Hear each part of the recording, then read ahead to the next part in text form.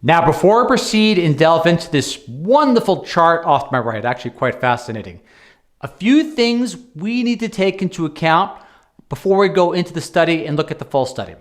Number one, this utilizes acidic activated charcoal, not to be confused with alkaline activated charcoal. The acidic activated charcoal utilized is from Akamatsu, or I should say beautiful red pine. Many of you, when you look at these pictures of Akamatsu of red pine, maybe I should use the words red pine instead until I know my pronunciation is appropriate. It is an incredible plant altogether. But it's acidic activated charcoal from basically red pine. And I'll show you, or in the study, on how they processed and make acidic activated charcoal with the use of seawater. Second, this is an animal model. It goes over 12 weeks, as you can see by particularly this particular chart right there. And it is dose dependent, meaning the more of the acidic activated charcoal, the better the impact. Now, what is fascinating about this particular chart, and as we look at it, you see the yellow, which basically is your control group, normal diet. You see the black line, high fat diet, mixed in with the acidic activated charcoal derived from red pine. What do you notice which is really special? Virtually no difference in the body weight change between the two groups. Now, postulate potentially where this particular acidic activated charcoal is added to either ultra-processed foods or consumed, let's say, for example, as a diet cookie prior to consumption of not so healthy food. Now, there's a few caveats to that as well, because acidic activated charcoal may absorb some nutrients, but if it's ultra-processed food, good luck on the nutrients. So let us begin. Let's look at the chart once again. They have a 12-week period of time, but there's also one additional advantage to it too, which we'll look at as well, but you'll notice virtually no difference. That is amazing. We're not talking about a reduction. We're talking about similar outcomes between normal diet and really high-fat diet, which has some pretty nasty things in it per se. You know what? Let's look at the diets, just to give you the heads up before we get into the study. There's your control diet. There is your high-fat diet. Now, I think I've highlighted a few extra aspects to it, like, for example, the dye consumption, as far as the amount of lard being consumed. What we're trying to do, obviously, is mimic a Western diet. Go back to that body weight change percentage in that one graphic right there, where there's no change. So the group of mice consuming the acidic activated charcoal yielded the same body weight effects as the control group, knowing that that diet is basically loaded with lard, dye, and whatever else you want to add to it. But still, just the same, that's an incredible outcome. So let's get into the study as follows.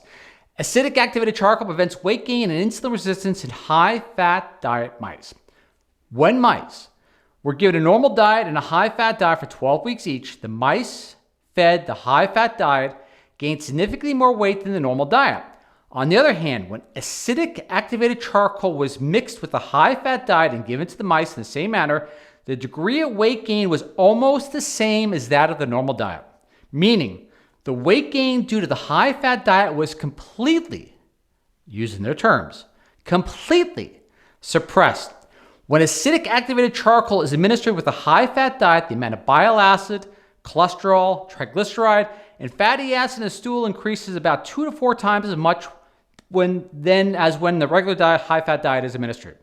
So it has an incredible binding effect on a lot of nasty stuff. Now, there's a caveat to that too. You want to make sure it doesn't take out your fat-soluble vitamins. But to proceed, and other elements.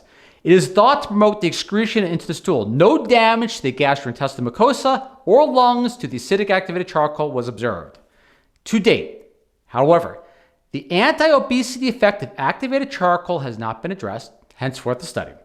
In a preliminary experiment, here's the catch. The anti-obesity effect of alkaline, not acidic, alkaline activated charcoal was not significant in the high-fat diet treated mice. So they yielded this outcome with the acidic activated charcoal, but not the alkaline activated charcoal. Additionally, I love this part. This is so cute. Additionally, the mice consuming alkaline activated charcoal looked irritable. They want to highlight that's unpublished data, but proceed forward. We speculated, obviously quoting, that acidic activated charcoal may avoid interference of the gastric juice and be more suitable than regular alkaline charcoal. Therefore, we originally developed the acidic activated charcoal with a pH of approximately 5 and treated the mice with the acidic activated charcoal powder containing the high-fat diet, which we looked at the high-fat diet earlier, in order to investigate whether the acidic charcoal exerts an anti-obesity effect. Obviously, we saw the outcome. Now, here's how they process the charcoal to make it acidic. The acidic charcoal is prepared by carbonizing plants and trees at a constant atmospheric pressure and temperature above 700 degrees Celsius after soaking acidic deep seawater, pH 5.5. Now, of course, what was the plant they used? Akamatsu, red pine. To proceed, the activated charcoal was completely mixed with the high-fat diet, and then administered or fed to mice. Inulin and raffinose basically was also added to prevent the charcoal-induced constipation, and that's going to issue some warning flags as far as the outcome to the result. However, I want to reiterate and remind you that the high-fat diet vehicle contained the inulin and raffinose just the same, as well as basically it was a dose-dependent intake, but still the outcome was nowhere near as effective as the higher acidic activated charcoal consumption. So again, that was added to all the formulas, including the high-fat diet plus vehicle. To proceed, a couple of interesting side notes before we go to the conclusion.